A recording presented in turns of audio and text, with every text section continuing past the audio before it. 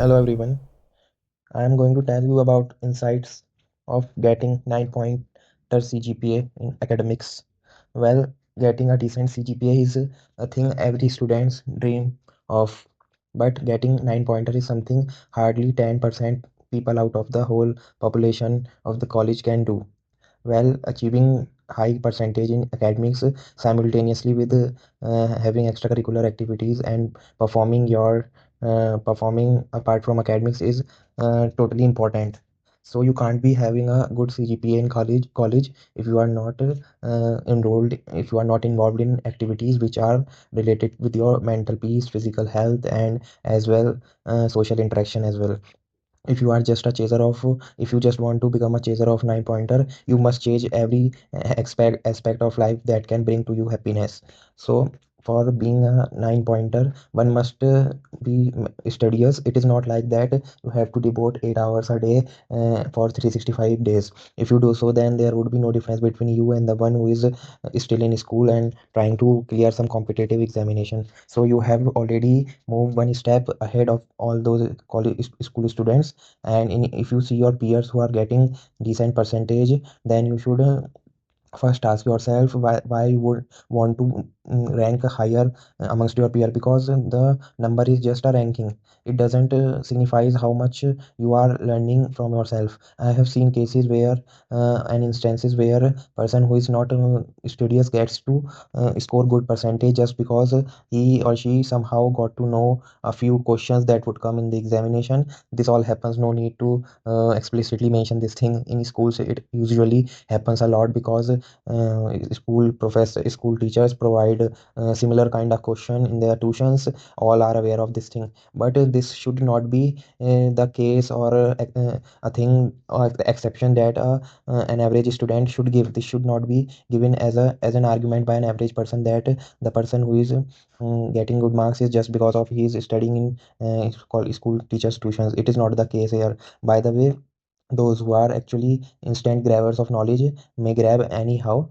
Well, there are some things which matters during examination. Even if you are good in study, it may be possible that you could not score well. The possible reasons might include but not limited to your handwriting, because handwriting is certainly going to affect the teacher when he or she will think the what is the writing. So the he or she will look the first page of your examination sheet, and if it is something written like a in doctor's writing, then definitely he won't take much time to skip all the pages of the answer sheet blindly and mark the zero out of, you know what I'm trying to say.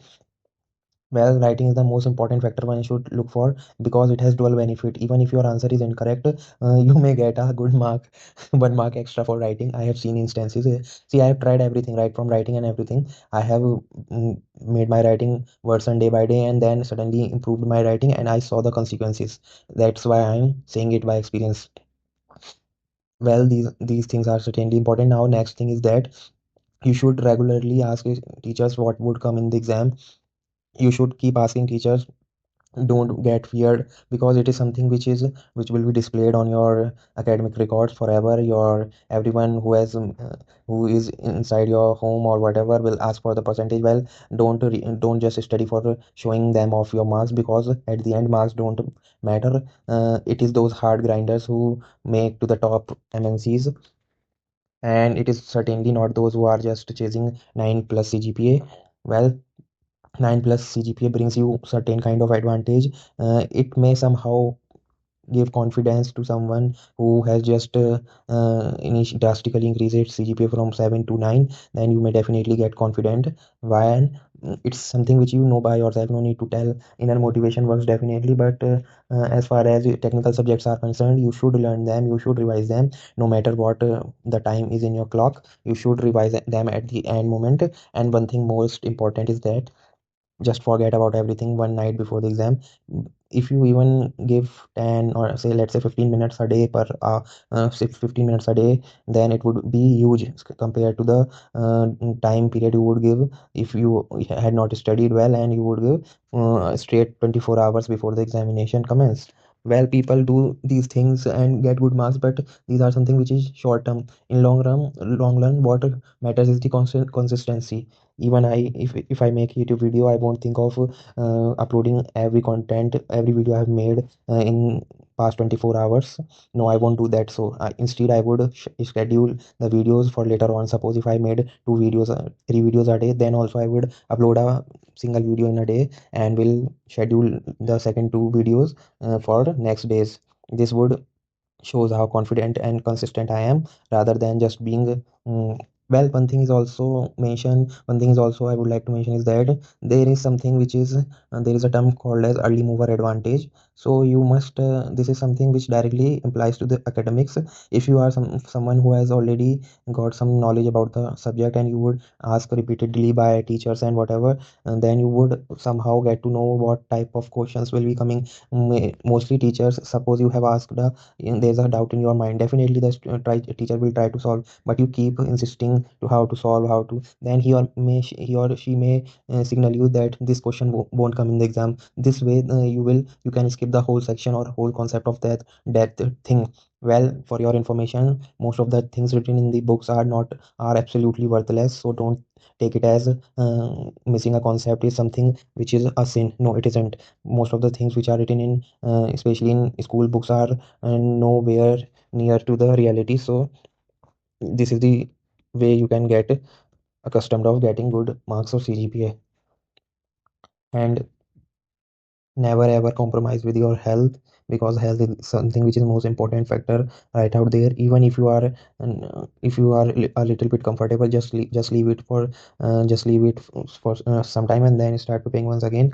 Because and you should take it on a macro perspective. You should figure out what skills you are actually want to get via studying. Are you going to be in the part of rat race? I mean, first school, then competitive exams, then college, then gate, then you know what if someone shows a way, then IT, then what. I don't want to explain it by forget it further, but I hope you have got the mean what is meant by rat race. Every dominant license in a similar sense, without a decent percentage, you won't be your application won't be looked by HRs, or in another way your application would be overlooked or less preferred by HRs. Suppose there's two persons are in a room and there is a shortlisting being done in college. So if both of them are from same branch and same specialization, then the HR somehow in his conscious subconscious mind would prefer those who are having good much better CGPA. While we can't deny the fact that diversity hiring is in trend, so these days the situation is somehow unpredictable. It is not entirely depend upon CGPA. Even average students are getting selected, but they must be doing some extracurricular work which is not taught in regular college classes. Some are grinding deep on coding, some are making themselves familiar with Python, Java, CSS, HTML. These are the hot topics nowadays. Well, apart from coding etc stuff, MBA students are just trying to get an expertise in how to get expertise in finance, expertise in operations, and something similar like that. Everyone is trying to see. One thing is important is that you should always try to try your hands on everything possible in the ecosystem of the academics or within the premises of hostels or colleges. You should try your hands on, whether it's an opportunity which is giving you something either in the form of reward or money or cash prizes, but you should try your hands on just to making sure that whatever you are spending your time with is worth it. Sometimes in to know what has to do, what has to be done, we must inquire about what is not to be done. So in a similar you should try your hands on getting other types of, I mean, involving into other types of extracurricular activity. This cannot be just participating in hackathon, but also you can participate in different diverse fields. For example, participation in conferences, participation in public public speaking courses, public speaking seminars, etc. It always strengthen your confidence as well as your skills. As far as attendance criteria is concerned, I know it is something over 99% population is what I say is concerned about. Well, attendance is something which won't be get vanished, at least here in India. Attendance would criteria would definitely prevail, but it's your chance to shine without getting your attendance lower than the threshold. For these simple tips is that you can ask for teacher to mark your attendance even when you were absent. This is something I am telling from experience, and yeah, teachers can do that if you are in good standing, if you reply to their questions in classes, if you raise your hands up when they answer when they ask something in class. It all depends upon the reputation of oneself in the class. So this thing should be kept in mind. Your attendance should be given. As far as my knowledge is concerned, I have seen teachers, school teachers, or maybe even the college professor marking attendance for straight 10 days, even if the student was absent for straight 15 days. So this is something which is kept, you should keep in mind. The focus, you should entirely focus on building skills. That's matter. And you should have a diverse portfolio. I mean, you should be enrolled in studies, you should try your hands on hackathon and various competition contests, etc. Along with that, you should be playing some sports in your college. Everything, I mean, every possible dimension you should explore. And that's how you won't feel bored while studying, and you will take it as a just like a ping pong game. Okay, that was all about the 9 pointer type thing. I mean, I have to now just end this, so allow me to leave.